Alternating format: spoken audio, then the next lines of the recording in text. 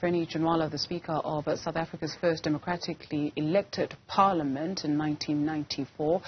She has passed away at the age of 90. President Cyril Ramaphosa made the announcement of her passing a short while ago. And according to the President, Ginwala passed away at her home on Thursday night. She had suffered a stroke 2 weeks ago.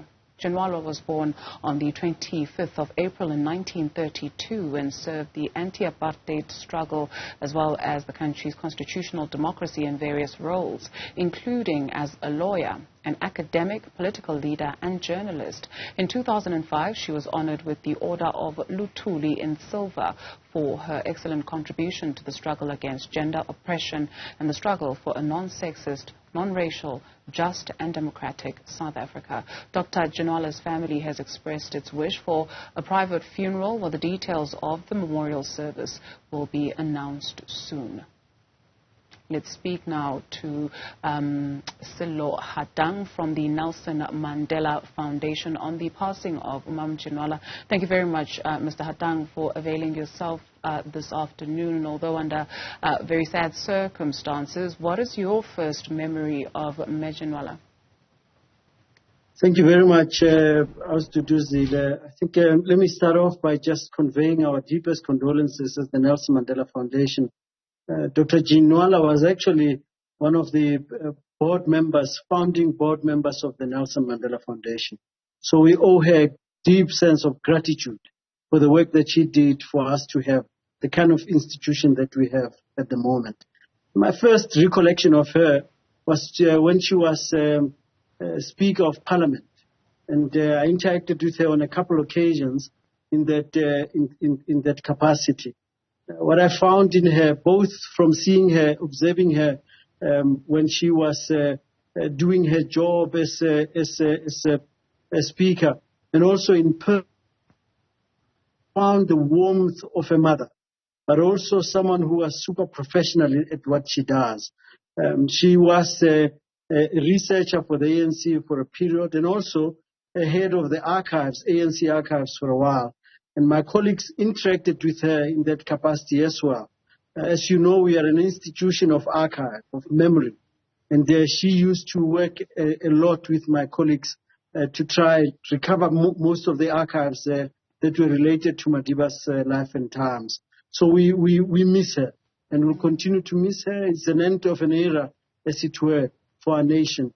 And we hope that we will use this moment to reflect on her legacy. To your point of this being an end of an era, it was Meg Rasa-Machel at the passing of the Archbishop Desmond Tutu last year that she said, Arch is the last of an extraordinary, outstanding generation of leaders that Africa birthed and gifted to the world. And so in taking her legacy forward and all her contributions forward, and not only instilling but equipping the young people of South Africa, a country plagued by so much at the moment, in turning the tide.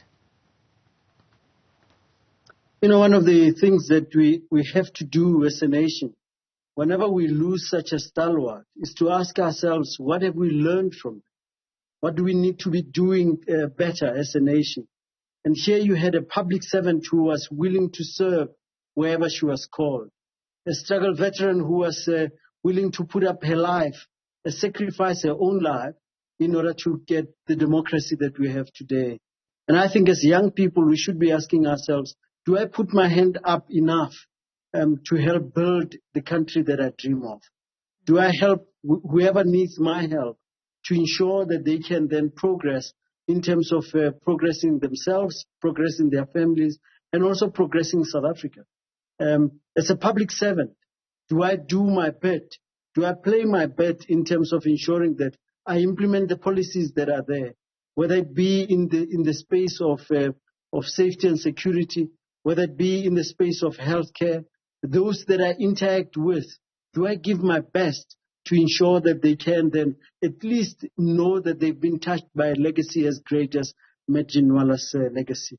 Nelson Mandela said that when we lose someone like this at the age of 90, doesn't matter their age, the loss of every comrade that we lose, and one that contributed as much as she did, it's a moment for a nation, not only to reflect, but it's a painful moment for a nation. And I think that pain should be felt by what we do to ensure that we get better at what needs to be done to build the country of our dreams. Mr. Hatang, you mentioned she was one of the founding board members of the Nelson Mandela Foundation. Do you remember her work ethic? Was she strict? Was she, you know, the mother hen? How would you describe her leadership style at the board level? That was way before my time. But my colleagues say that she was one of those who were a hardliner in terms of making sure that whatever has been agreed to was done as agreed, and that she didn't mince her words in terms of how she needed the work done, but also that she had that hand that could also be gentle whenever that was necessitated. And in my interactions with her, it was much later in her life when I spent a bit of time with her. I remember that you had a sense of a mother, a grandmother, someone who was willing to just do her bit to ensure that you felt secure in whatever you were trying to do. And I think if we are to remember her as a nation, is to remind ourselves that we need that gentleness as much as we need to then be holding each other accountable. At the moment that we're struggling with all kinds of things, whether it be water, or access to water, or it be shelter, or food insecurity, ESCOM being one of those, we need to be asking ourselves, are we holding each other accountable enough? Those who need to be held accountable, are we holding each other accountable enough? And are we playing our part in ensuring that we build a more secure environment for our children to be able to thrive, dealing with crime, corruption, and every other element of what we need to be dealing with? And here was a person who could hold others accountable, but also hold herself accountable whenever she found herself wanting. Mr. Sello Hatang of the Nelson Mandela Foundation, thank you very much, sir, for sharing your thoughts with us on the passing of Dr. Frene Ginwala.